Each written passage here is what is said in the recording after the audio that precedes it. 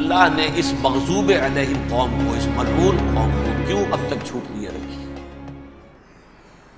میں بتا چکا ہوں یہ بڑے عذاب کے مستحق ہو چکے تھے حضرت عیسیٰ علیہ السلام کے زمانے میں، چھوٹ دی ہے، ابھی تک ہے، بلکہ ایک مرتبہ ابھارا ہے، 1900 برس کے بعد ابھرے ہیں یہ، بالفور ڈیکلریشن 1917 سن 70 عیسوی کے بعد، تقریباً 1900 برس، 1850 برس تو ہے ہی کم سے کم۔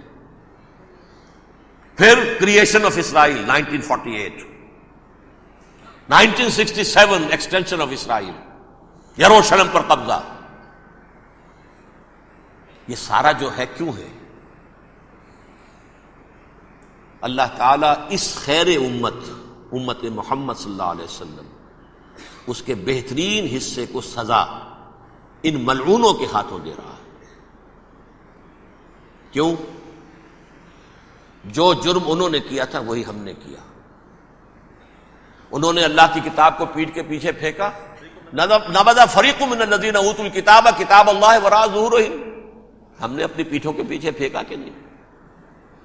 کولونیل رول سے آزاد ہوئے، کہیں اسلامی قانون نافذ کیا، کہیں اسلامی نظام قائم کیا؟ تو جو جرم ان کا تھا وہی ہمارا ہے، اور ہم خیر امت ہیں، اور ہمارے میں سے خیر ترین عرب ہیں، ان پر اللہ کا فضل، ان کی مادری زبان میں اللہ کی کتاب موجود ہے۔ پھر انہوں نے اللہ کے دین کو پیٹھ دکھائی۔ جو ملک آزاد ہوا کولونیل رول سے، یا اس نے قبلہ کر لیا اپنا ماسکو کی طرف، یا کر لیا واشنگٹن کی طرف، کسی نے مکے کو قبلہ بنایا، یہ بدترین سزا ہے۔ ویل للعرب من شر قد اقترب۔ اور ترمذی شریف میں تو یہاں تک روایت ہے، من اقتراب الساعۃ ہلاک العرب، قیامت کے قرب کی ایک نشانی یہ بھی ہوگی کہ عرب ہلاک ہو جائیں گے۔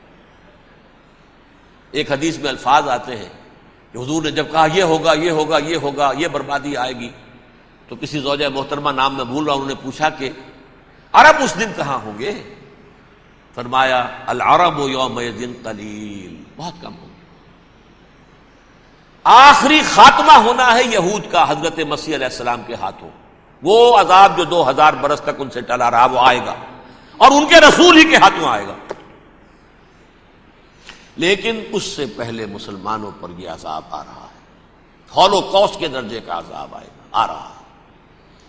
البتہ ہم پاکستانی اس میں یوں سمجھ لیجئے کہ وہ تو خبریں موجود ہیں احادیث میں، وہاں تو جو ہونا ہے، اتنے انسان مریں گے کہ ایک پرندہ جو ہے اڑتا چلا جائے گا، وہ نہیں چاہے گا کہ نیچے اترے تو کسی لاش پر اترے، اسے جگہ نہیں ملے گی زمین خالی کر کہیں اتر سکے، تھک ہار کر گرے گا، مرے گا تو بھی لاش کے اوپر گرے گا۔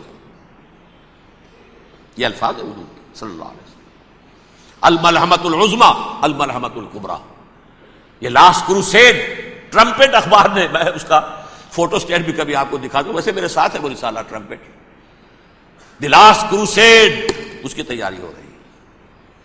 وہ الملحمۃ العظمی اور ملحمۃ الکبریٰ جو ہے وہ آنے والی ہے۔